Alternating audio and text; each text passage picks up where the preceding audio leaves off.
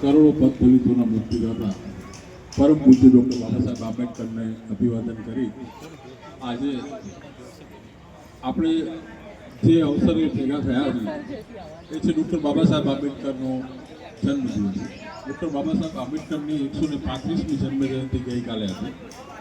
આમ તો બાબા સાહેબ આંબેડકર એક એવા વ્યક્તિ છે કે જેમનો જન્મદિવસ ન ફક્ત ભારતમાં પણ પૂરા વિશ્વમાં ઉજવવામાં આવે છે. સૌથી વધારે કોઈનો જન્મદિવસ ઉજવાતો હોય એ છે ડૉક્ટર બાબા સાહેબ આંબેડકરનો. અને સાથે સાથે કોઈના પૂરા વિશ્વની અંદર સૌથી વધારે કોઈના સ્ટેચ્યુ પ્રતિમા હોય ને તે પણ ડૉક્ટર બાબા સાહેબ આંબેડકર હોય. એટલે બાબા સાહેબ આંબેડકર એટલે એવું નથી કે એમણે ફક્ત દલિતો માટે કામ કર્યું. બાબા સાહેબે તમામ સમાજ માટે કામ કર્યું છે. અને ખાસ કરીને બાબા સાહેબનું જે યોગદાન છે એ મહિલાઓના જે અધિકારો છે, મહિલાઓના જે હક છે એ અપાવવાની અંદર ભારતના બંધારણની અંદર જે મહિલાઓને અધિકારો અપાયા એમાં બાબા સાહેબ આંબેડકરનો બહુ મોટો રોલ રહ્યો છે. તો એવા મહાન પુરુષનો જન્મદિવસ 14મી એપ્રિલે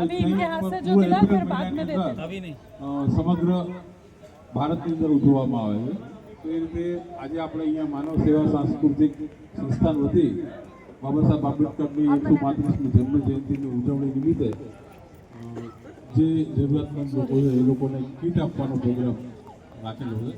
સાથે સાથે ખૂબ જ ખુશીની વાત છે કે આ સંસ્થાના ચેરમેન ડૉક્ટર રિતુસિંહજી એ રિપબ્લિકન પાર્ટીની અંદર જોડાયા છે અને એમનું જે કામ છે કાઉન્સિલિંગ કરવાનું એ કામ રિતુસિંહને એમને લક્ષ્યમાં રાખી અને પાર્ટીએ પણ એમને રિપબ્લિકન પાર્ટીના કાઉન્સિલર તરીકેની જવાબદારી સોંપી છે.